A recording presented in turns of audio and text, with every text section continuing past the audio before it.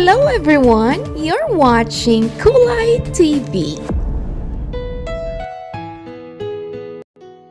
Kasama ng kaibigan niyang si Isabel, nagtatrabaho din si Tiffy sa isang kilalang kumpanya sa kanilang lugar. Magkaiba man sila lang tinatahak na direksyon lagi sa trabaho, hindi naman nawawala ang closeness ng dalawa. Maganda, masipag at matapang. Iilan lamang yan sa katangian ni Tiffy nang gustong-gusto ng lahat. Pero bukod doon, isa din siyang kilalang kuripot. Siya kasi ang tipo ng taong mas nanaising mag-ipon na lamang kaysa bumili ng bago at usong mga damit. Madalas man siyang tinutukso ni Isabel dahil sa ugali niyang iyon, pero wala siyang pakialam. Ganoon na talaga siya at hindi na yun magbabago. Sabado noon at dahil walang trabaho, naisipan ni Tiffy bisitahin sa bahay nito ang kaibigang si Isabel. Halos 2 buwan na din kasi silang hindi nagkikita, buhat ng para sa abala sa kani-kanilang mga trabaho. At dahil nga nakaramdam ng konting pagkainip si Tiffy, ay doon niya na nga naisipang dalawin si Isabel. Pagdating ay hindi naman siya nabigo dahil nandun lamang kaibigan. Pambihira! Bakit hindi ka naman agad nagpaalala na pupunta ka pala dito, Tiff? Di sana nakapaglinis ako. Bulwas ni Isabel. Asus! Plastic! Para namang hindi ako nasanay, no? Don't worry. At sanay na ako sa kalat mo, girl. Pero seryoso, kung may award lamang sa pagiging makalat, feeling ko, Lifetime Achievement Award ang makukuha mo. Lumabas si Isabel mula sa kusina habang may hawak na sandok. Aba, ikaw pa talagang may ganang mamintas? Hindi nga ako nag-expect na bibisita ka eh. Biglaan lang naman, maisip ko lang. Bakit? Nawalan ka ba ng internet sa apartment mo? Hindi. Nawalan ng kuryente? Hindi rin. Kung ganon, ano bang pinunta mo rito? Bored kasi ako sa apartment ko eh. Kaya naisipan kong aksayin ng oras ko sa'yo. Ano kaya kung mag-movie mara tayo? Ang daming bagong labas na movies ngayon ha? Movie mara? Well, okay din ako doon. Pero bago yan, mag-prepare ka muna ng snacks at nagugutom na ako eh. Pambihira naman to. Ganyan ka ba talaga sa bisita mo? Hindi mo inaalok ng snack? Ayan, tinamaan ko rin. Patay gutom ka ba, hate? Tsaka, mukhang hindi naman movie mara ang pinunta mo rito eh. Kasi feeling ko, snacks lang ang sinadya mo rito. Hindi ah. Namisirang kaya kitang katsikahan kaya ako pumunta rito. Ay, ang plastic mo talaga. Mas malaki pa naman sana ang sahod mo sa akin buwan-buwan pero napakuripot mo. Dinaig mo pang pamilyadong tao eh. Kapag gumagastos ka, parang pinupunit ang puso mo. Hindi naman. Hindi. Nung 1 linggo nga, naglakad ka mula opisina hanggang apartment mo eh. Exercise yun, no? Exercise? Mahigit 3 kilometro yon. Libre kasi. Magiging healthy ka pa. Bigla namang napansin ni Isabel ang handbag ng kaibigan. Teka, yung bag mo, hindi ba yan pa rin ang gamit mo ng first year natin sa trabaho? Inangat yun ni Tiffy at pinagpag ang alikabok. Matibay pa naman to. Be, walang taon na yan. So, nagbabakbak ng leather. Character development yan. Character development? Mukha ng veteran sa giyera ang bag mo eh. Napahalakhak si Isabel sa sariling sinabi habang si Tiffy ay mahigpit lamang na niyakap ang handbag. Hanggat hindi pa napupunit, hindi ako bibili ng bago. Feeling ko nga kahit mapunit yan, tatahiin mo pa. Tama! Diyos ko! Napailing ni lamang si Isabel habang pinagmamasdan ng kaibigan. Sa dami ng taong nakilala niya, si Tiffy lamang talaga ang kayang gawing life goal ang makauwi ng hindi gumagastos kahit piso. Alam mo, ang dami mo nang sinasabi ha. Sige na, mag-prepare ka na ng snack. Kung gusto mo, pumunta ka doon sa malaking bahay. May libreng snacks doon. Malaking bahay? Wala namang ibang malaking bahay dito eh. Kundi ang nasa may likuran nitong bahay ko. Ayos yun ah. Pero bakit may libreng snacks? May dumating ba? Ay, walang dumating be. Pero may umalis. Umalis ng kaluluwa at papunta na sa langit. Oh, you mean, yap? May patay dyan at may libreng snacks. May pa-juice pa. Ayaw mo nun? Saglit namang napaisip si Tiffy, pero tila ba'y umanda na naman ang kapilyuhan sa utak niya. Kaya doon na siyang umiti ng makahulugan, dahilan upang mapansin ni Isabel at manlaki ang dalawa nitong mga mata. Diyos ko, Day! Huwag mo akong itian ng ganyan, ha? At para nanganganib ang buhay ko sa iyo, eh. Ano ka ba? Tara na. Tipid din to, no? Ano? Tiffy naman. So papatulan mo talagang sinabi kong pumunta sa may likuran para makakain ng libreng snack? Of course! Ben naman, bawasan mo naman yung mga papel mo dyan sa wallet mo. Huwag mo namang ipahiya ang sarili mo. Pinagsasabi mo, hindi naman tayo mapapahiya dahil pupunta lang naman tayo dun para makisnacks, no? Tsaka for sure, magpapasalamat pa sila sa atin dahil may bisita sila. Diyos ko, ama sa lahat ng ama, Berhing Maria, bigyan niyo po ng kaliwanagan ng pag-iisip itong kaibigan ko. Kunwari pang nagdarasal ng Sambit Isabel. Kahit matawagin mo ang lahat ng santong kilala mo, wala pa ring makakapigil sa akin. Ben naman, ang mabuti pa, pumunta na lang tayo ng grocery store ngayon at pakyawin na lang natin ang lahat ng paninda nila doon para lang masatisfy yung mga alaga mo sa tiyan. No, this is fun. Besides, ayoko mo nang gumastos ng sobra sa budget ko ngayon. Kaya tara na. Ikaw na lang. Ay, iyan ang hindi ako papayag, no? Ideya mo to, diba? Kaya we'll give it a try. Tara na. Tumayo ka na dyan. Tiffy naman nananahimik ako dito, oh. Silence is boring. Sige na, let's go. At wala na ngang nagawa pa si Isabel kundi ang tumayo at sumunod sa kaibigan. Hindi man siya pabor sa plano nito, wala na rin siyang nagawa dahil mahigpit na siyang hinihila ni Tiffy. Tiffy, huling tanong na. Sigurado ka ba talaga rito? Nag-aalinlangan pa ring tanong ni Isabel habang halos nakakaladkad na. Oo naman. Girl, lamay yan. Alam ko. May patay. Tapos excited na excited ka? Excited akong makiramay. Ano ka ba naman? Makiramay o makikain? Saglit na tumikhim si TV. Pwede bang parehong tama? Napairap na lamang si Isabel. Grabe ka talaga. Ikaw lang yata ang taong pumupunta sa lamay na parang pupunta lamang sa birthday. Huwag kang maingay. Malay mo, mabait ang mga tao ron. Mabait sila, oo. Pero baka kapag nalaman nilang snacks ang pakay mo, baka ikaw nang susunod na ilalamay. Negative thinker ka talaga. Habang naglalakad, ay nadaanan nila ang ilang kapitbahay na papunta rin sa lamay. Karamihan ay may dalang puting bulaklak habang iba na may mga sobres sa kamay. Napating si Tiffy sa mga dala ng mga to. Be? May kailangan ba tayong dalhin? Natural, bulaklak, kandila o abuloy. Kailangan ba talaga yun? Siyempre naman, oh. Napailing ang dalaga. Naku, wala akong dalang kahit ano. Ay, ewan ko sa'yo. Akala ko kasi sapat ng presence ko, eh. Presence? Be, hindi artistang datingan mo, no? Baka naman sapat ang moral support. Moral support? Hindi ka nga nila kilala. Hindi pa. Baka nga di nila ako makalimutan pag nakita nila ako dun sa loob, eh. Napabuntong hininga nila lamang si Isabel. Ikaw ha, kapag pinahiya mo ko ron, iiwan talaga kita. Tiwala lang.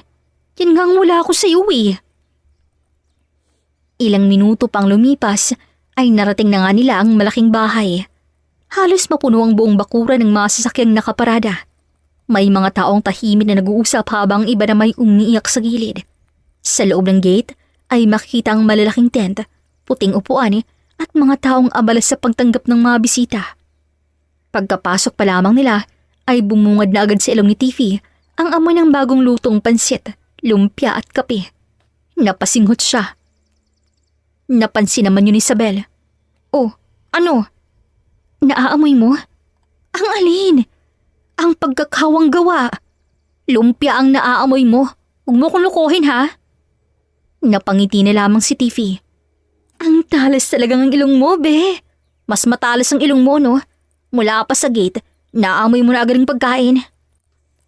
Maya-maya lang ay may lumapit na isang matandang babae sa kanila. Nakikiramay po. Agad yumuko si TV. Nakikiramay rin po. Napakunot noo si Isabel. Be, ay nakikiramay. Ay, oo nga pala. Nahihiyang ngumiti si TV habang matanda na may natawa lamang sa pagiging lutang nito. Tuloy kayo mga iha. Salamat po. Pagkaalis ng matanda, ay bahagyang kinurot ni Isabel ang tagiliran ng kaibigan. Mag-focus ka naman. Ano ka ba? Na-pressure naman ako saglit eh. Sa pagkain? Hindi. Sigurado. Hindi rin. Napailing ni lamang si Isabel habang natatawa.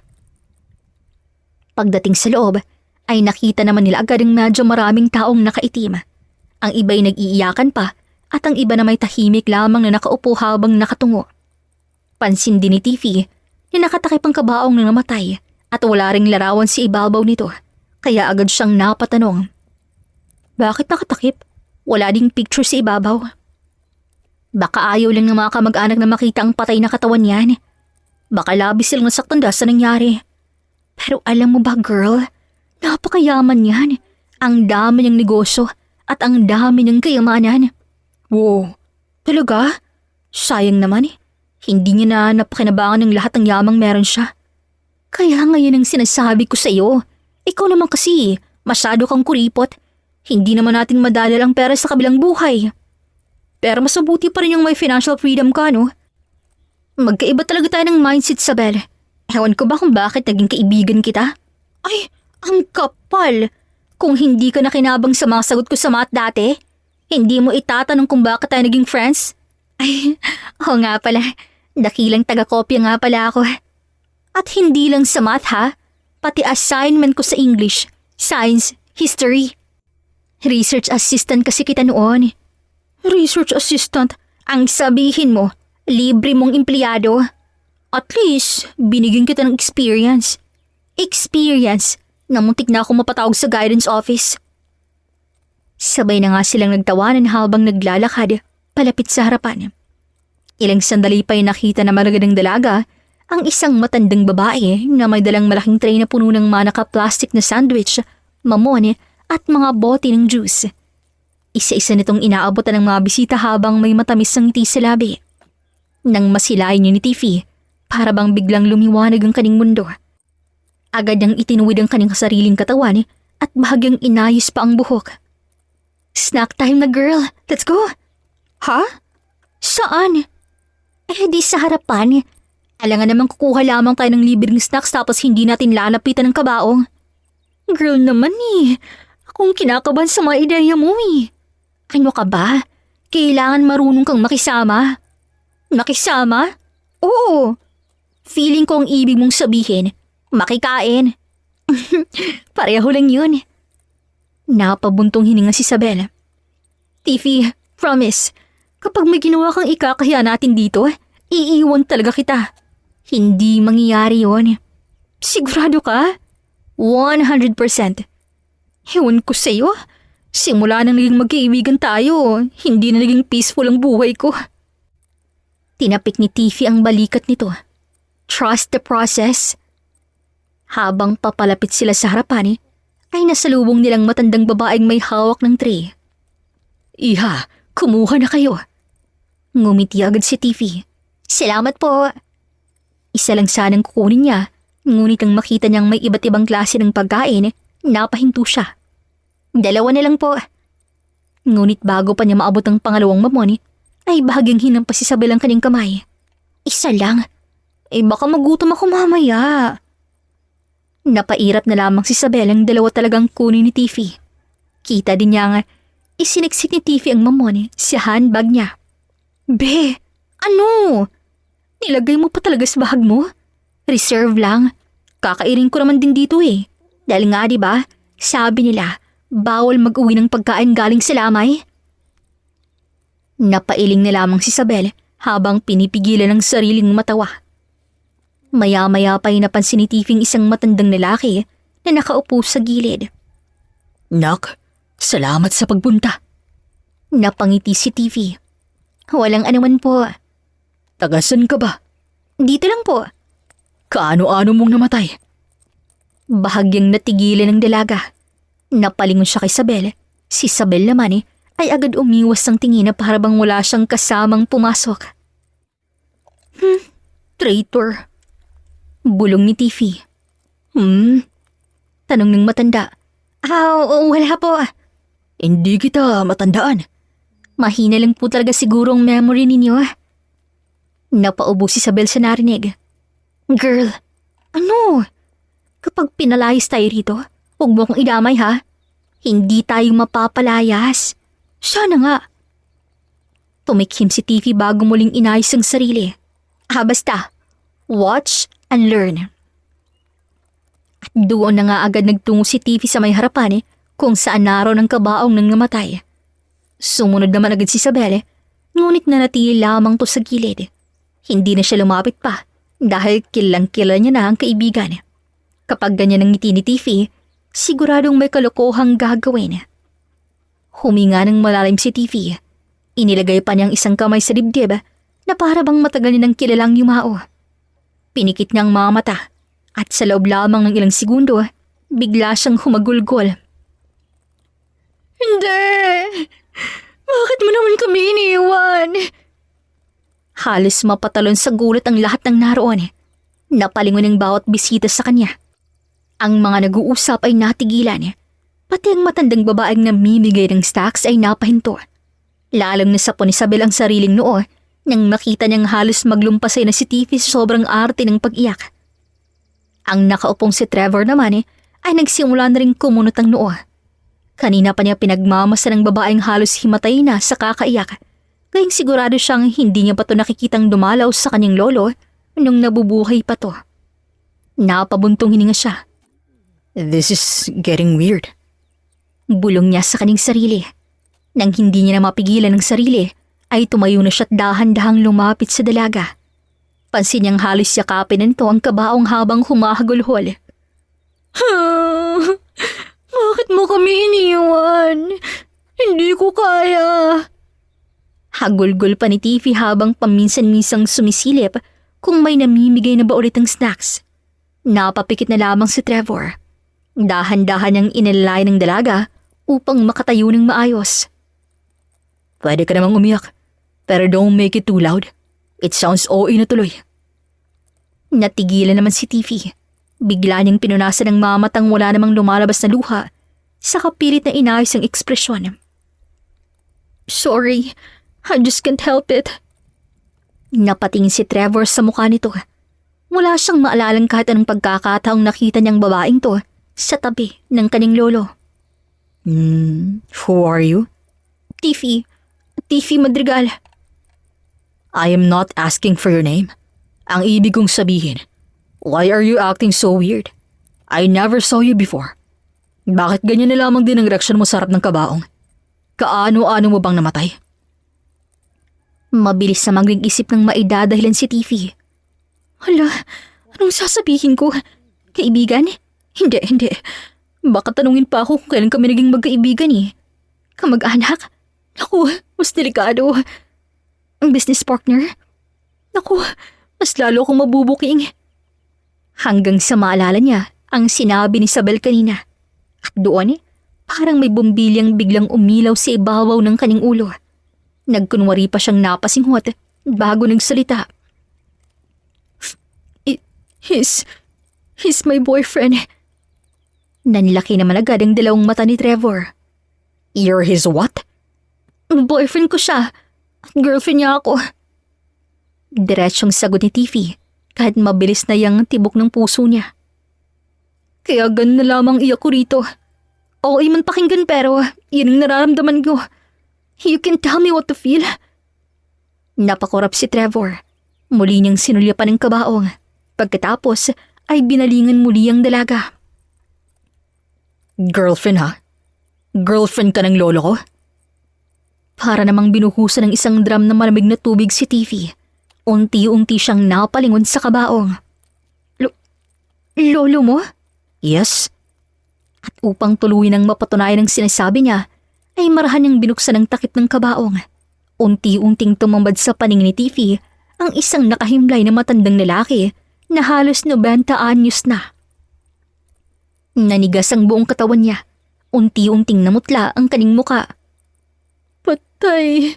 Hindi lang pala patay nga sa kabaong. Patay na rin ako. Dahan-dahan ang inilibot ng paningin. Kanina ay may ilang taong nakatingin lamang. Pero ngayon, halos lahat ng bisita ay sa kanya na nga nakatingin. May isang matandang babae pang nakapailing. Ang dalawang lalaking nasa likuran ay tila nagpipigil ng tawa. Ang batang kanina naglalaro lamang ay napatigil din at nakatitig sa kanya. Mabilis ang hinanap si Isabel, ngunit wala na ito sa dating pwesto. Samantala, nanatiling seryoso lamang si Trevor. "You're playing games here, huh?" Humakbang to palapit sa kanya. "What do you want?" Ang nakatayong dalaga naman ay wala nang naiisip na ibang paraan kundi ang tumakbo palabas ng bahay. "Hoy, miss!" Pahabol pang tawag ni Trevor. Ngunit hindi na siya lumingon. Wala na siyang pakialam kung sino-sino ang nakatingin sa kanya o kung ano na ang iniisip ng mga taong naroon.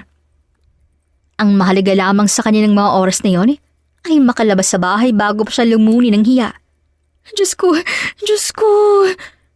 Paulit-ulit niyang sambit habang mabilis na tumatakbo. Sa sobrang pagmamadali ay muntik pa siyang madapa sa daan. Aray! Ngunit hindi na rin niya yun pinansin. Pagkalabas ng gate ay halos mawalan siya ng hininga sa kakatakbo. Nakakahiya! Huminto siya sandali at hinawakan ng sariling dibdib. Hinampas niya rin ang sariling noo. Tiffy, congratulations! Ikaw na yatang may pinakamatinding kahihiyan ngayong taon. Hello mga kakulay! May nangunguha po ng audio ngayon. Just to remind you, you're listening dito sa Kulay TV channel. Maya-maya pa'y muli na naman siyang napatakbo patungo sa bahay ni Isabel. Pagdating, ay halos sinipan niya ng pinto sa sobrang pagmamadali. Isabel! Sigaw niya habang agad dinilak ang pinto pagkapasok. Kaswal namang sumilip si Isabel mula sa kusina na may hawak pang kutsara. Oh, nandito ka na pala. Ngumiti pa to. Kamusta naman? Nakakain ka ba ng libreng snacks doon, Nanlaking mga mata ni Tiffy. Gaga ka ba? Bakit mo ko iniwan doon? Natural girl. Nag-iiyak ka na kasi sa harapan na parang ikaw ang legal na naulila. Ako nang nahiya para sa'yo At di na rin kita nilapitan dahil kilala kita. Ayaw mo magpa-out sa mga trip mo sa buhay. Kaya ayun, nagdadrama ka pa lang doon. Umalis na ako.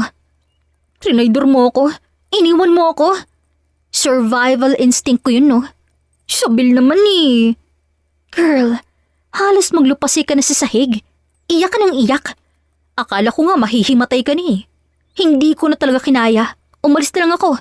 Ayoko madamay, Napabuntong hininga si Tiffy. Napakasama mong kaibigan. Mas masama ang plano mo.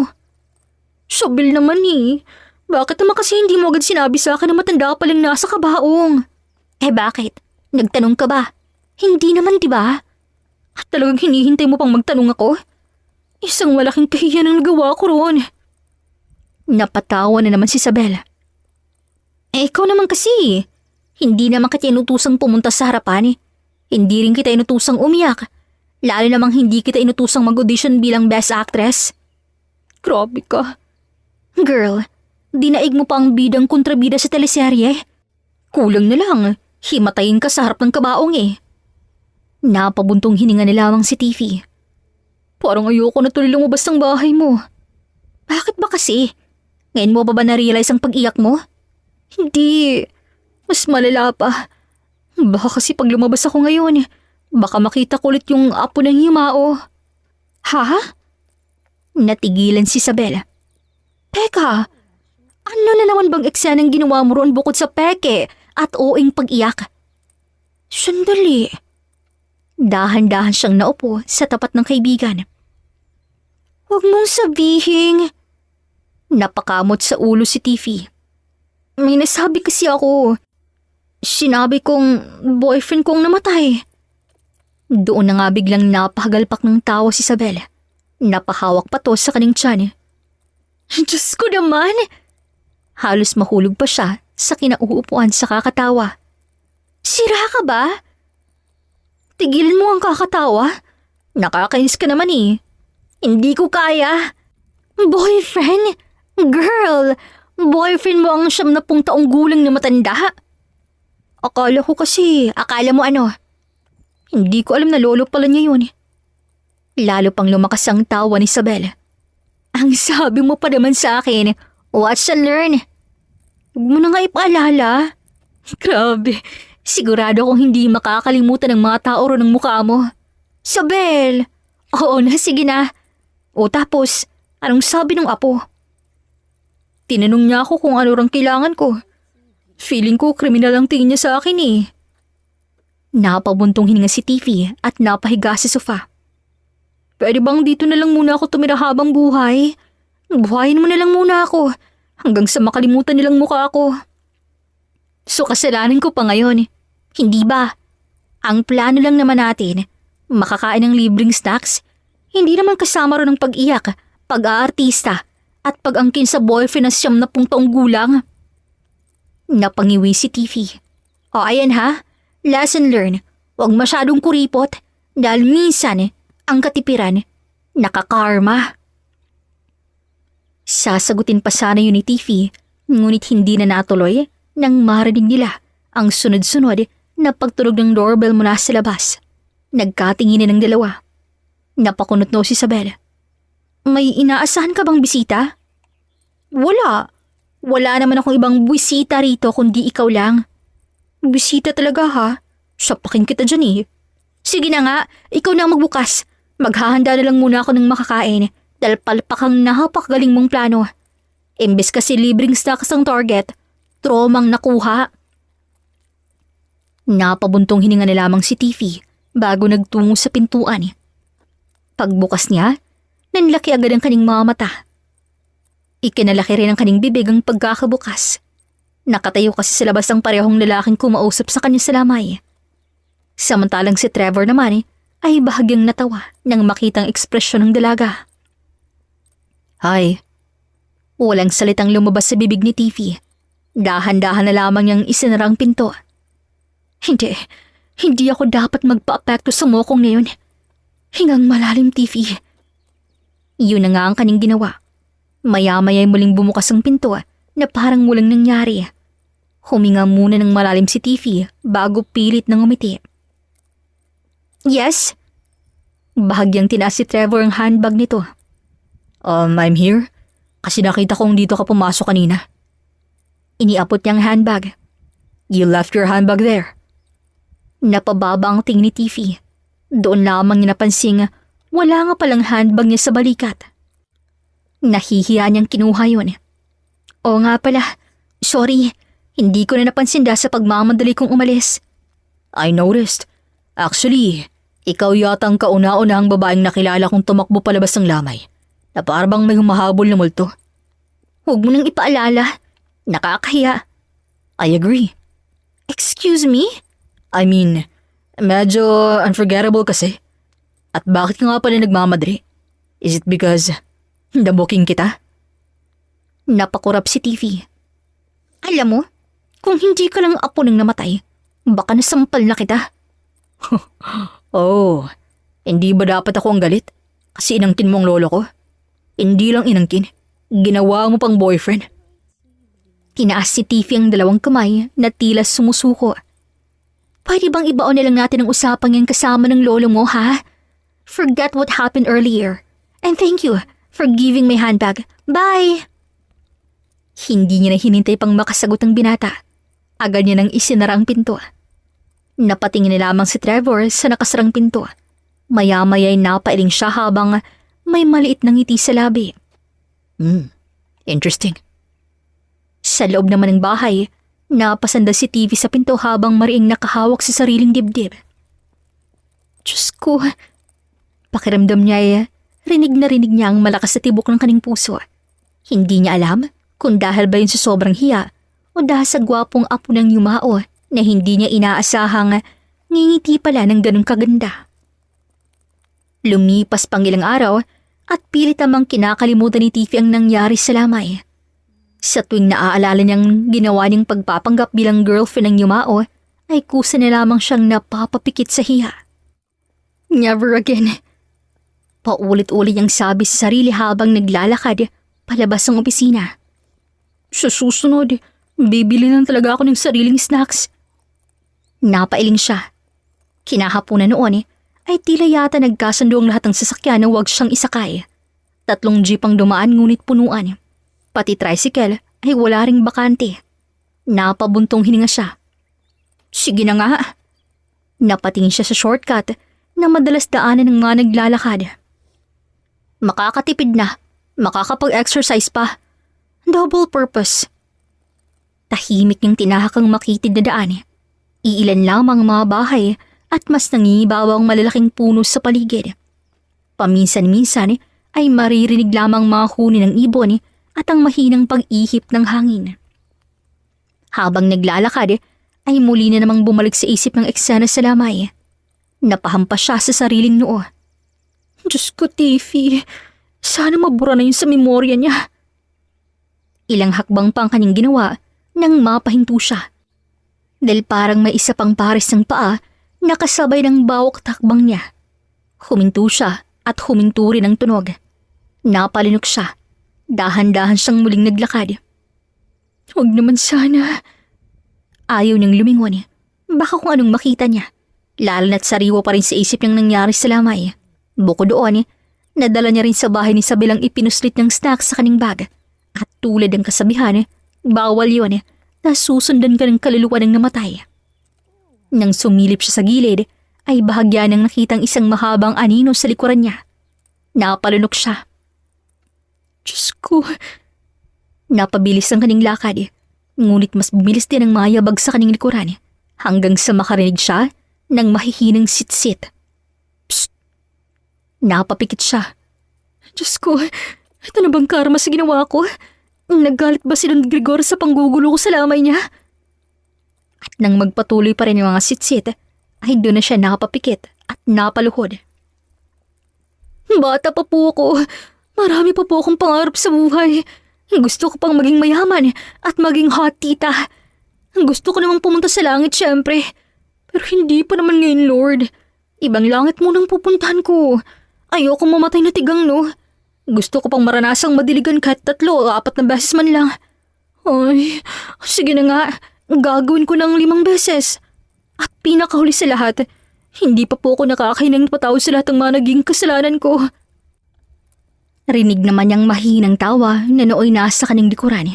Kaya doon na niya iminulat ang kaning 2 mata at nilingon kung saan nanggagaling ang boses.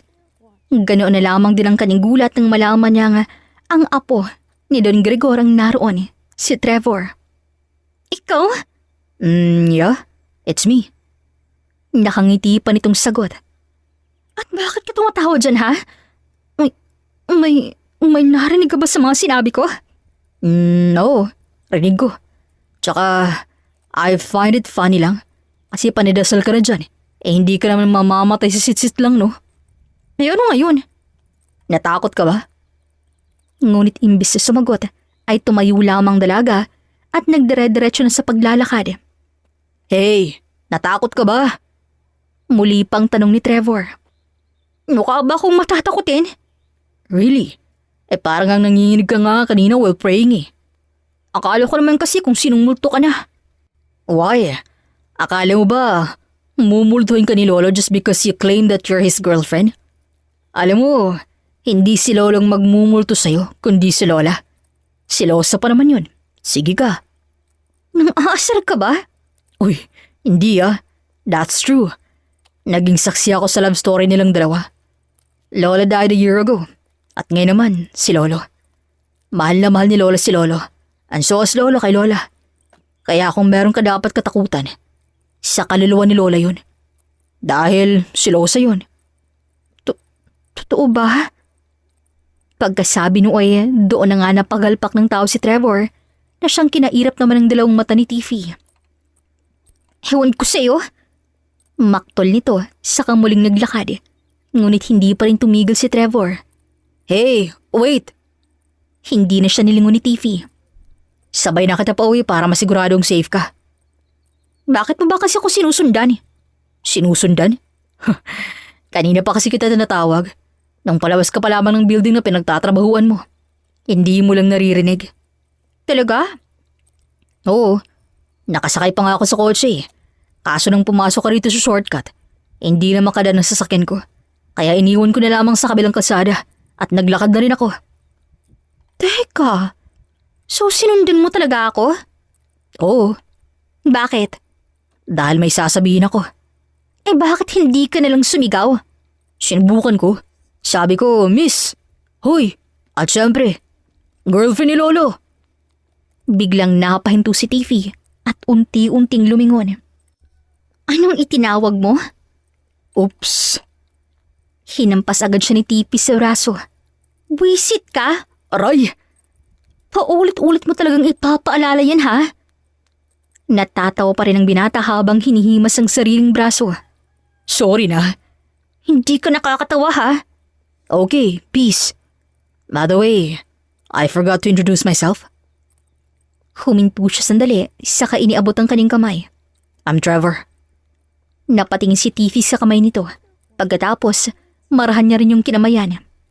Tiffy, alam ko, sinabi mo rin yung lamay. Pwede bang burahin natin si History ang lamay? Hindi pwede no. At bakit? Iconic kasi yun eh. Nga pala, libing ni Lolo bukas.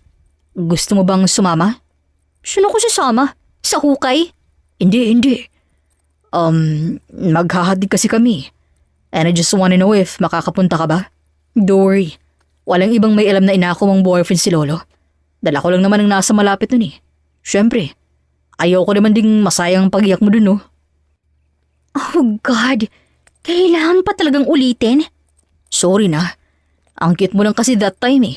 Grabing pag-iyak mo ha, kahit hindi mo naman pala talaga kilala si Lolo. Yung libreng snack lang naman kasi sanang habol ko doon. That's it. Libreng snack? You mean, oh, wow, ibang klase. Di halatang masaya ka ha? Honestly, I'm not. Nililibang ko lang talagang sarili ko. Dahil ayokong kainin na naman ako ng depression and anxiety. Last time kasi, yun ang nangyari nung namatay si Lola eh. At nangako ako na hindi na ulit yun mangyayari. They're my only family, Tiffy. Kaya hindi man halata, pero sobrang lungkot ko ngayon. Hindi naman alam ng dalaga kung bakit tila nakaramdam siya ng lungkot nang titigan niyang mga mata ni Trevor. Ipinapakita nga nitong masaya siya, pero ang lungkot ng mga mata nito at mukhang kailangan ng tulong. Napaisip naman ang paraan ng dalaga kaya doon niya na hinawakan ng kamay ni Trevor. Bilisan na nating maglakad at ipaghahanda kita ng snack sa bahay. Oh, is that your way of comforting someone? Sinasabi kasi ng kaibigan ko na sobrang kuripot daw ako eh. Kaya ngayon, iibahin ko muna. Para naman for once in my life, masabi kong hindi ako nagkuripot ngayong araw na to. Kaya pala mas pinili mong maglakad kaysa mag-taxi ha? Dahil kuripot ka pala. Ah, so inaasar mo pa ako ngayon. Joke lang. Eto naman oh, let's go. At iyon na nga ang ginawa ng dalaga. Pagdating sa apartment, ay agad niya nang hinubad ang blazer at isinabit yun sa may coat rack. Samantala, tahimik lamang na nakatingin sa paligid si Trevor. Simple lamang ang apartment, maliit ngunit malinis. May maliit na sala, isang two-seater na sofa, isang bookshelf na puno ng business books at romance novels, at ilang paso ng halaman sa may bintana. Napansin din ni Trevor ang isang alkansyang baboy na nasa ibabaw ng istante. Natawa siya. Tiffy? Oh. Nag-iipon ko pa rin gamit ng alkansya? Oo. Akala ko online banking na lahat ngayon. Emergency fund yan. Nilapitan niyo ni Trevor at kinuha. Uy, mabigat na ah. Magkano na kayong laman ito? Mga 4 na taon ko nang hindi binubuksan yan. Grabe. Hindi ako gumagastos ng walang dahilan. Tama nga sila. Ikaw ang definition ng financial discipline. See? Pero feeling ko kapag nagkaroon ka ng anak balang araw, pababayaran mo rin ang renta. Depende. Napataw si Trevor. Hindi nagtagal ay dumiretso na nga si Tiffy sa kusina. Magluluto muna ako. O sige. Habang naghihiwa ng mga gulay ang dalaga, ay paminsan-minsan naman siyang sinisilip ni Trevor mula sa sala. Wala ni isa sa kanilang nagsasalita, ngunit hindi yun nakakailang. Makalipas ang halos 30 minuto, ay magkasala na silang kumakain. Wow! Napangiti si Trevor matapos tikman ang ulam. Ikaw nagluto nito? Sino pa ba? Masarap ha. Multi-talented ka pala.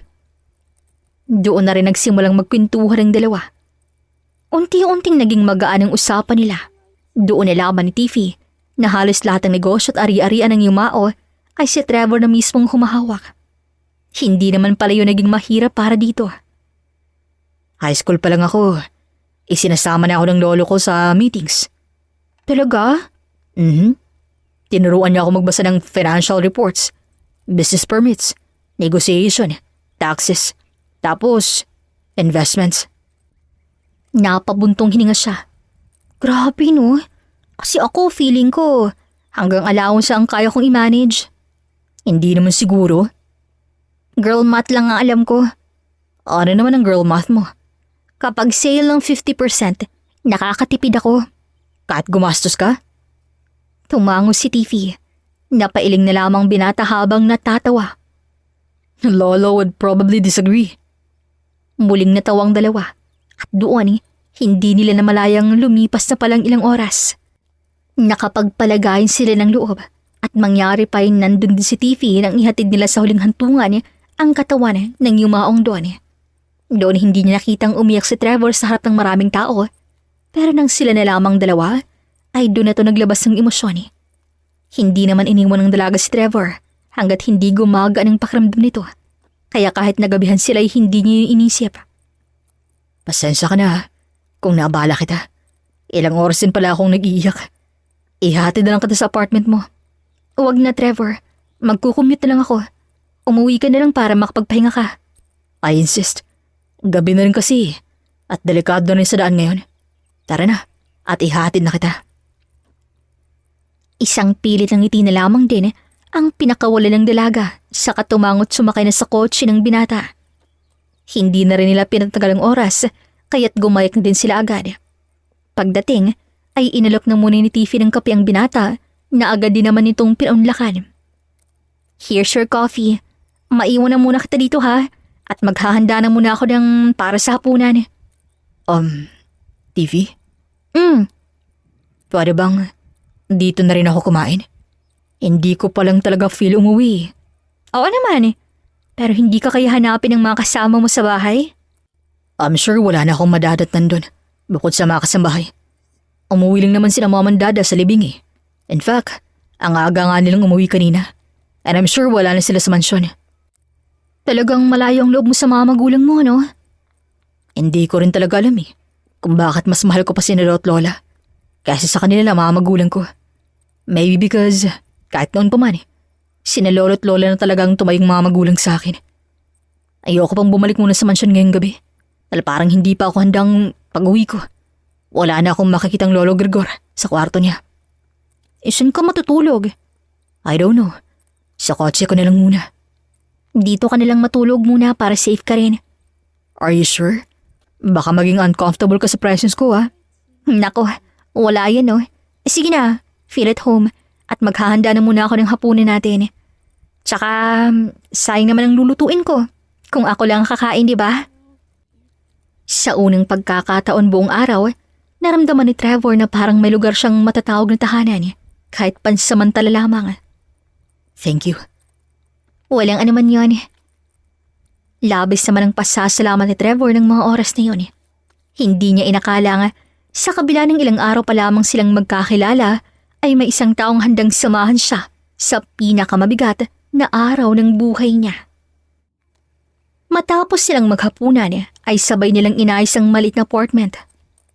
Pasensya na pala ha, studio apartment lang kasi to Napangiti si Trevor habang pinagmamasdan ng paligid. Cozy. Cozy? Ang liit kaya? Hindi naman. Mas gusto ko nga rito dahil mas may buhay. Hindi katulad sa mansyon. Masyadong malaki. Tapos ngayon parang lalo lamang siyang lumaki. Natahimik na lamang si Tiffy. Ilang minuto pa'y inilatag niya ng makapal na comforter sa sahig. Ikaw dito sa kama ko. Ako na dito sa sahig. Hindi. Napatingin siya kay Trevor. Ha? Ikaw ang matulog sa kama. Ako na dito sa baba. Ano ka ba? Hindi pwede. Why not? Bahay ko to. Oo nga. At akong bisita. Kaya nga. At dahil ikaw ang bisita, dito ka sa kama ko. Alangan namang patulugin kita dito sa sahig, di ba? Bisita ka nga. Ayos lang. Ako na nga tong nakikitulog dito eh. Nag-adjust ka na nga para sa akin. So dapat, mag-adjust din ako para sa'yo. O para wala nang away kung sinong matutulog sa kama at sa sahig. Tabi na lang tayong dalawa sa kama. Agad hinampas ni Tiffy ang braso ng binata. Hindi ka ba? Ang liit-liit lang ng kama ko, pahihirapan mo pa. Kasya pa rin naman tayo dyan eh. Kasi magkayakap naman tayo magdamag. Pamigil ka nga. Sige ka. Pag ako nainis, palalabasin talaga kita. Wag na nga. Ako na sapag. Okay na ako. That's final. Kasi pag ayaw mong pumayag, magkatabi talaga tayo dyan sa kama. Sige na nga. Humiga siya sa lapag habang si Tiffy na may umakyat sa kama. Ilang segundong lumipas, tahimik na silang pareho hanggang sa... TV? Gising ka pa? Oo. Pwede ba kitang tanungin? Go. May boyfriend ka na ba? Napatingin si Tiffy sa kisame. Wala. Talaga? Bakit parang nagulat ka? Ewan. Feeling ko kasi... Ano? Na meron. Siyempre, maganda ka naman. Napalingon si Tiffy sa kanya. Holo, nilalandi mo ba ako? Hindi ah. Bakit? Ikaw ba? Wala rin. Bakit naman wala? Walang time eh. Walang time? O wala lang talagang nagkakagusto? Grabe. Meron naman. So bakit nga wala? Hindi ko type eh. Napataas ang kili ni Tiffy. Wow! Mataas yatang standards mo eh. Hindi naman. Ano? Nag-isip sandali si Trevor, tapos ngumiti. Gusto ko kasi yung simple, masipag, marunong tumawa sa sarili, medyo makulit, at kuripot. Napabangon si Tiffy sa narinig. Ha? Oo. Kuripot? Bakit? Rare species yun eh. Yung parang ikaw. Ako? Ikaw. Sandaling natahimik ang buong silid. Hindi alam ni Tiffy kung bakit biglang uminit ang kanyang pisngi. Ano ka ba? Nang-aasar ka na naman eh. Hindi ah. Seryoso ako. Lalo siyang nailang. Kakakilala lang natin. I know.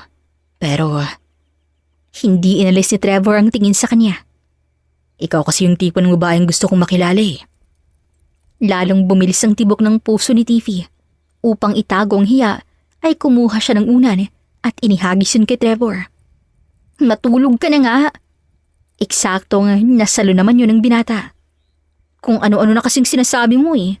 Bahala ka na nga dyan. Napatawa si Trevor. Maya-maya pinatay ni Tiffy ang ilaw. Tanging liwanag na lamang ng buwan ang pumapasok sa bintana. Tahimik silang nakahiga. Ngunit kapwa hindi dinadalaw ng antok. Tiffy? Ano na naman ba? Thank you. Sa lahat. Hindi agad sumagot ang dalaga. Makalipas ang ilang segundo, ay marahan siyang bumaba mula sa kama at naupo sa tabi ng hinihiga ni Trevor. Wala yun. Bahagya niyang ginulo ang buhok nito. Malalagpasan mo rin to. Napatingin si Trevor sa kanya. Magkalapit na ngayon ang kanilang mga muka. Halos marinig na rin nila ang paghinga ng isa't isa. Hindi nila malayang pareho na pala silang bahagyang yumuyuko. Nagtagpo ang kanilang mga tingin. Walang nagsasalita. Unti-unti ring bumagal ang takbo ng oras. Bahagyang bumaba ang tingin ni Trevor sa mga labi ni Tiffy. Napansin ng dalaga pero hindi siya umiwas. Sa halip ay nanatili lamang siyang nakatitig sa mga mata ng binata. Marahang tinaas si Trevor ang isang kamay at dahan-dahang hinaplos ang isang hibla ng buhok na tumabing sa pisngi nito. Pwede ba? Hindi sumagot si Tiffy. Ngunit hindi rin siya umurong. Sapat na yon para marahang ilapit ni Trevor ang kaning muka. At sa unang pagkakataon, magaan lamang nagtagpo ang kanilang mga labi. Pagkahiwalay nila ay kapos sila natigilan. Napahawak si Tiffy sa sariling dibdib habang si Trevor ay bahagyang napaatras. Sorry, hindi ko dapat ginawa yun. Tahimik lamang si Tiffy. Ramdam niyang mabilis sa tibok ng kaning puso at ang init na unti-unting umaakit sa kaning mga pisngi. Ngumiti siya ng nahihiya. Good night. Mahina siyang tumayo at bumalik sa kama. Samantalang si Trevor ay napatingin na lamang sa kisame na may maliit na ngiti sa labi habang pareho nilang alam na pagkatapos ng gabing yun, hindi na magiging pareho ang lahat. Kinabukasan, nagising si Trevor dahil sa mahirang katok mula sa labas ng pintuan. Bahagya siyang napamulat ang mata. Saglit siyang nalito kung nasan siya hanggang sa malala niyang nasa apartment pala siya ni Tiffy. Napalingon siya sa kama. Mahimbing pa rin ang tulog ng dalaga. Nakayakap pa to si sangunan habang bahagyang nakabuka ang bibig. Napangiti si Trevor. Ang ingay-ingay kagabi. Tapos ngayon, parang mantikang mahimbing matulog. Muling kumatok ang nasa labas. Marahan siyang tumayo upang hindi magising si Tiffy. Mabilis na din munang inayos ang magulong buhok bago nagtungo sa pintuan. Pagkabukas, isang babae ang bumungad sa kanya. Nakakunot noo ito nung una, ngunit agad ding nanlaki ang mga mata. Samantalang si Trevor ay napangiti. Hi, good morning. Pasensya na ah. Natulog pa kasi si Tiffy. Pasok ka muna. Para namang tuod si Isabel at halos hindi na makapagsalita dahil sa matinding pagkagulat. Maya-maya pa'y nagising na nga rin si Tiffy at lumabas ng kwarto. Isabel? Gulat niyang sambit. Yes, be. Ako nga. Tiffy? Thanks for last night ha. Nag-enjoy ako. I have to go. See you around. Huling wika nito sa kalumabas na nga ng bahay. Ang naiwang si Tiffy at Isabel ay hindi pa rin nawala ang tinginan sa isa't isa hanggang sa napasigaw na nga si Isabel. Isabel naman? Nakakabingi ang tinig mo. Tell me, bakit nandito ang tagapagmana ni Don Gregor ha? Bakit dito siya natulog? At ano yung sinasabi niyang nag-enjoy siya? May ginawa ba kayo kagabi ha? Alam mo, walang kasing dumi talaga yung utak mo no?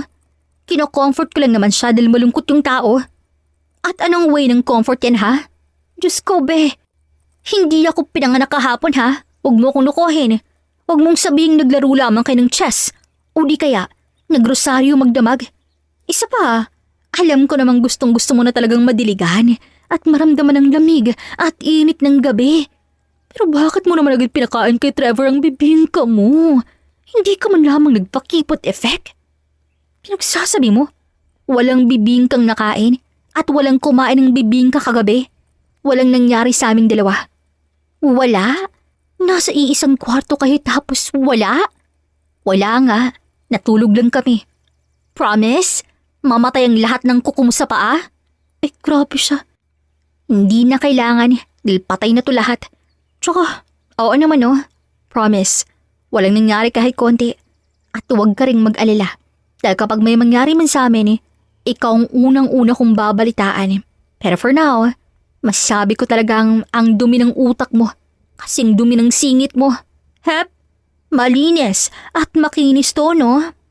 Pero seryoso, wala talaga. Kahit hawak-hawak ng kamay, mga ganung level. Nang bahagyang mapayuko si Tiffy, ay doon na nakapangiti si Isabel. Ay, may tinatago ka be. Wala. Meron. Wala nga. Tingnan mo nga ako. Unti-unting namula ang pisngi ni Tiffy. Doon mas lalong namilog ang mga mata ni Isabel. Hoy, bakit ka namumula? Hinawakan pa ni Isabel ang magkabilang balikat nito. Huwag mong sabihin. Hoy, promise mo na hindi ka mo natatawa ha? Biglang tumuwid si Isabel. Sige, promise? Cross my heart. Huminga ng malalim si Tiffy. Totoo namang walang nangyari. Pero, nag-kiss kami. Tumahimik ng ilang segundo si Isabel na para bang pinoproseso muna ang nalaman hanggang sa muli itong tumili. Mas malakas pa kesa kanina. Be! Hinalikan ka? How? How di Carabao?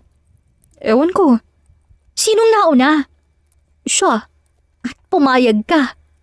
Hindi ko rin alam eh. Diyos ko, first kiss mo yun, Day. Oo. Tapos, anong nangyari after ng kiss? Nag-sorry siya, tapos natulog na kami. Napakurap si Isabel. Yun lang? Walang second round? Isabel, anong second round ang pinagsasabi mo? Pareho lang naman siguro kaming nadala sa emosyon naming dalawa. Balungkot yung tao, kaya dinadamayan ko. Feel ko, nagawa niya lang din yun kasi thankful siya sa akin. Yun lang yun. Pero kumusta? Masarap ba ang labi niya? Napahawak si Tiffy sa namumulang pisngi. Ewan, basta hindi naman pala pangit ang feeling. Napangisi si Isabel. Ayun, patay ka. Na-fall ka na. Uy, hindi Tingnan natin. Basta, simula ngayon, ako ng official taga-obserba ng love story yung dalawa. Napailing na lamang si Tiffy habang pilit na tinatago ang ngiting kusang sumisilay sa kaning mga labi. Sa pagdaan pa ng mga araw, ay mas lalo pang naging malapit sina Tiffy Trevor. Halos wala ng Sabadong lumilipas ni hindi sila magkasama. Minsan naglalakad lamang sila sa parke habang kumakain ng sorbetes. Minsan na may nagkakape sa paborito nilang cafe. Kapag may bagong pelikula, ay sabay silang nanunood ng sine. At kapag pareho silang walang gana sa mamahaling restaurant, ay mas masaya pa silang kumakain ng fishball at kwek-kwek sa gilid ng kalsada. Unti-unting napuno ng tawanan ng mga araw ni Trevor.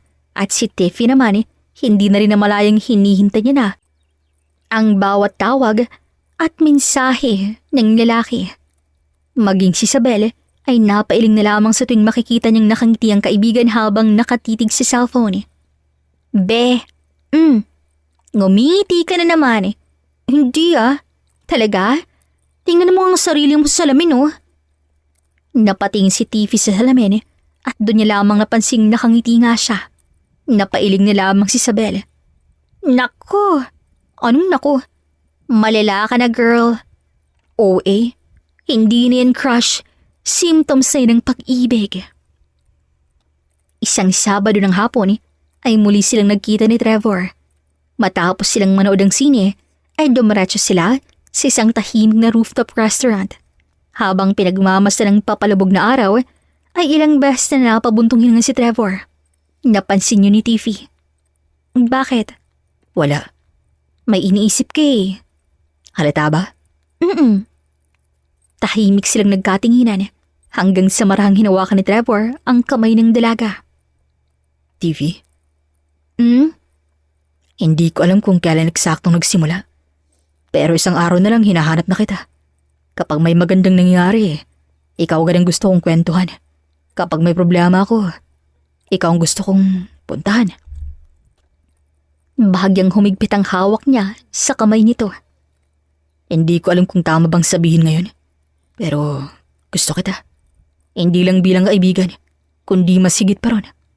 Kaya pwede ba kitang ligawan? Hindi agad nakasagot ang dalaga.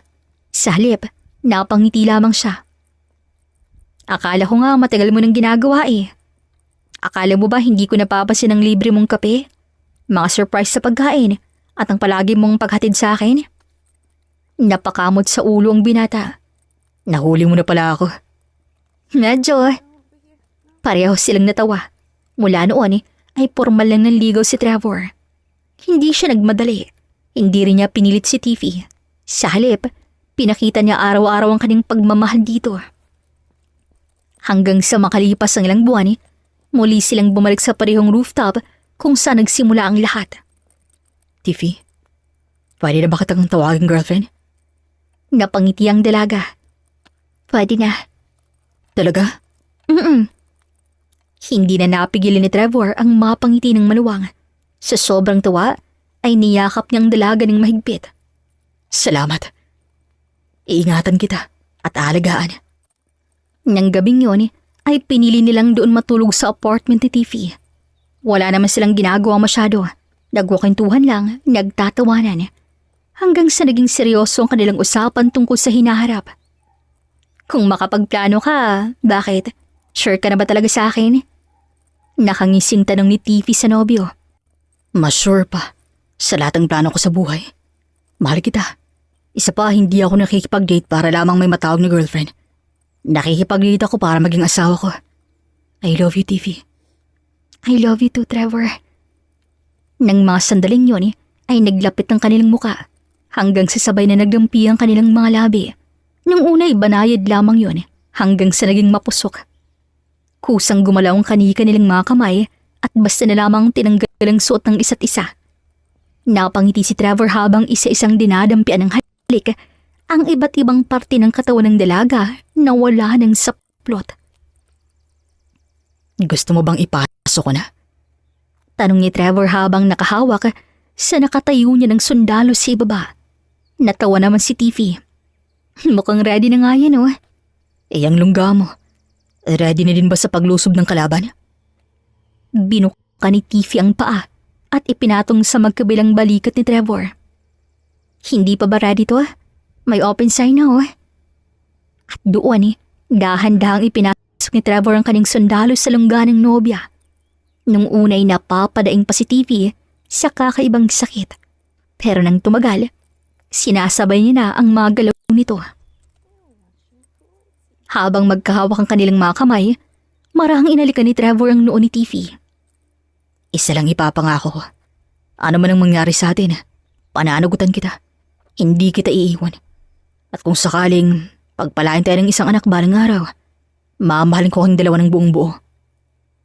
Hindi napigilin ni Tiffy ang mapaluha. Sa halip na sumagot, ay niyakap niya lamang mahigpit ang lalaking buong puso niyang minahal. Sa gabing yun, mas tumibay ang kanilang pangako sa isa't isa at kapwa nila hinarap ang kinabukasan na puno ng pag-asa. Saktong pagtungtong nila sa kanilang ikalawang anibersaryo bilang magkasintahan ay inimbitahan ni Trevor si Tiffy sa isang pribadong rooftop garden. Paborito nila yung puntahan dahil dito rin nagsimula ang pang-amin ng kanilang nararamdaman sa isa't isa. Napapalibutan yun ng puting rosas, lights at daan-daang kandila. Sa gitna ay may nakalagay na maliit na entablado na nakalagay ang litrato nilang dalawa mula sa iba't ibang pagkakataon ng kanilang relasyon. Paglapit ni Tiffy ay napansin niyang nakangiti si Trevor habang may hawak ni mikropono. Trevor, ngumiti lamang ang binata. Alam kong nagtataka ka. Huminga muna siya ng malalim. Ilang beses ko rin tong pranaktis sa harap ng salamin. Pero ngayon nandito ka na. Wala na yata akong maalala eh. See? Ikaw talagang dahilan kung bakit nawawalang confidence ko eh. Tumikim muna siya bago nagsalita. Tiffy, do you still remember our first meeting? Yung salamay ng lolo ko? Hanggang ngayon hindi ko pa rin makalimutan ng babaeng buong pusong umiiyak sa kabaong ng lolo ko. Kahit hindi naman pala siya kamag-anak. At higit sa lahat, ang babaeng nagsabing girlfriend siya ng 90-year-old kong lolo. Napatawa rin si Tiffy habang tinatakpan ng muka. Hindi magandang memory yun para sa'yo. Pero kung hindi nangyari yun hindi kita makikilala. Dati akala ko tapos ng lahat. Nang mawala sina lolo at lola, pakiramdam ko unti-unti na rin nawawala ang kulay ng buhay ko. Nagigising ako araw-araw pero wala akong dahilan para ngumiti. Wala akong inaabang ang bukas. Wala akong gustong puntahan. Wala akong gustong kausapin. Hanggang sa dumating ka. Ikaw ang babaeng pumunta sa lamay para sa libreng snacks. Pero hindi ko inaasahang ikaw rin palang magiging dahilan kung bakit gusto ko mabuhay ng mas matagal. Unti-unting namuo ang luha sa mga mata ni Tiffy. Alam mo ba? Bago kita nakilala, akala ko ang pagmamahal ay tungkol lamang sa butterflies. Pero mali pala ako. Love is peace. Love is choosing someone every single day. Love is finding home in one person. At ikaw, it feels like home. Sa loob ng 2 taon, nasaksihan mo ang pinakamahina kong bersyon. Umiyak ako, nawawala ng pag-asa, natatakot, nagdadoubt. At sa lahat ng pagkakataong yun, hindi mo ako iniwan. Hindi mo ako pinagsawang intindihin. Hindi mo ako hinusgahan. Pinili mo pa rin samahan ako. Napangiti siya habang pinapahid ang sariling luha. At alam mo ba kung kailan ko napatunayang ikaw na talaga? Nung kaya mong pagtawanan ng sarili mo. Nung nakita kong kahit simpleng fishball, sobrang saya mo na. Nung mas pinili mong mag-ipon kaysa magwaldas. Nung mas inuna mong alagaan ng ibang tao kaysa sa sarili mo. Nung nakita kong kahit wala kang milyon-milyon, napakayaman naman ang puso mo. Dati, pinapangarap ko lang magkaroon ng successful na negosyo. Ngayon, mas pinapangarap kong magkaroon ng successful na pamilya. Kasama ka, TV. Thank you. Thank you for healing a heart you never broke. Thank you for loving me even when I wasn't easy to love. Thank you for making my ordinary days feel extraordinary. Thank you for becoming my best friend, my safe place, and my greatest blessing. Unti-unti siyang lumuhod sa harapan ng dalaga. Agad namang napahawak si Tiffy sa kanyang bibig habang patuloy ang pag-agos ng kanyang mga luha. Inilabas ni Trevor ang maliit na velvet box sa kabinuksan yun. Lumitaw ang isang napakagandang engagement ring. Tiffy Madrigal, I don't know what tomorrow looks like. I don't know kung ilang pagsubok pang haharapin nating dalawa. I don't know kung ilang beses pa tayong mag-aaway o kung ilang beses pa akong pagagalitan dahil sa kalat ko. Pero isang baging sigurado ako. Hindi ako magsisawang piliin ka. Every morning, every afternoon, every night, for the rest of my life. Gusto kong ikaw ang una kong makitang pagising. Ikaw ang una kong yayakapin. Ikaw ang una kong halikan. Ikaw ang una kong pagsasabihin ng lahat ng nangyari sa araw ko. Gusto kong sabay nating abutin ang lahat ng pangarap natin. Gusto kong makitang maging nanay ka ng mga magiging anak natin. Gusto kong sabay tayong tumanda. At kapag dumating ang panahong yun, na pareho ng maputi ang buhok natin, gusto ko, ikaw pa rin ang hahawakan ko habang nagkukwento tayo sa mga apo natin kung paano nagsimula ang lahat. So, will you continue writing the rest of our story with me? Will you allow me to love you, protect you, respect you, and choose you for the rest of my life? Marahan niyang itinaas ang singsing. Tiffy Madrigal, will you marry me? Hindi na napigilan ni Tiffy ang malakas sa pag-iyak. Paulit-ulit siyang tumango habang tinatakpan ng sariling bibig. Yes, yes, yes, of course yes. I'll marry you, Trevor. Kasabay noon ang malakas sa palakpakan at hiyawan ng lahat ng naroon habang agad namang isinot ni Trevor ang singsing sa daliri ng babaeng pinakamamahal niya bago niya ito niyakap ng mahigpit. Sa wakas, ang babaeng unang nakilala niya sa isang katawa-tawang pagkakataon ang siya ring babaeng makakasama niya habang buhay. Ngayon, mahigit 1 taon nang mula nang sila'y may kasal at maging ganap na mag-asawa. Unti-unti na rin lang na isa sa katuparan ng pangarap nilang dalawa at iisa na lamang kulang. At iyon ay ang maging isang ganap na pamilya na may 3 miyembro. Yun na lang ang kulang sa kanila na hanggang ngayon ay inaasam-asam pa rin nilang makamtan. Hindi naman sila nagmamadali. Kung ano lang ang plano ng Panginoon sa pagsasama nila, yun na mismo ang kanilang susundin. The End. Sana po'y inyong nagustuhan ang kwento ng pag-ibig ni Tiffy at Trevor. Maraming salamat po sa inyong pakikinig at hanggang sa susunod na kwento, dito lamang sa Kulay TV. Daghang salamat! OMG! Basta Kulay TV, always happy love story. I hope you enjoyed this beautiful story. You know what? This is one of the funniest story we wrote. My short version ito. Nung ako pa ang narrator here, about 3 or 4 years ago. Now, Regina and I revised the story. Pinahaba namin and made it more beautiful, more funny, and exciting. Actually, this is one of my favorite story plot I wrote. Once again, thank you to our narrator, Miss Regine. Ang husay niya, right? Oh my gosh. And to all of you listeners, subscribers, new subscribers, commenters, and likers, maraming salamat po. Okay mga kakulay, shout out tayo. Before mag-shout out, I wanna say kumusta. Kumusta to Ma'am Sita Teresa Conway from Australia. I hope nasa mabuting kalagayan kayo. Okay, shout out.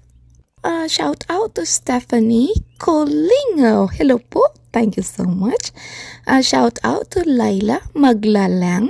Hello po. Maraming salamat. Shout out to Ellen Ramos. Hello. Maraming salamat. Shout out to Genoveva Gimbal. Hello po. Thank you so much. Shout out to Cecilia Bautista. Hello po, maraming salamat. Also, shout out to Merly Verzola. Hello po, thank you so much. And shout out to Rosana Padayogdog. Hello po, thank you. And shout out to Jinky Baktong. Hello po, maraming salamat. Also, shout out sa pag-marathon ng ating mga kwento here sa Kulay TV. Shout out to Teresita Gutierrez. Maraming salamat po. Also, shout out to Agnes Suganob. OMG, I love all your comments po. Maraming salamat. Also, shout out to Nora Berganio. Hello, maraming salamat. And last but not least, a shout out to Fe Lorica. Hello po, maraming salamat. Alrighty, this is Ethel McMenamin, Kulay TV creator/writer, saying, bawat buhay ay may kulay. Thank you and take care. Daghan kaayong salamat. See you sa next story.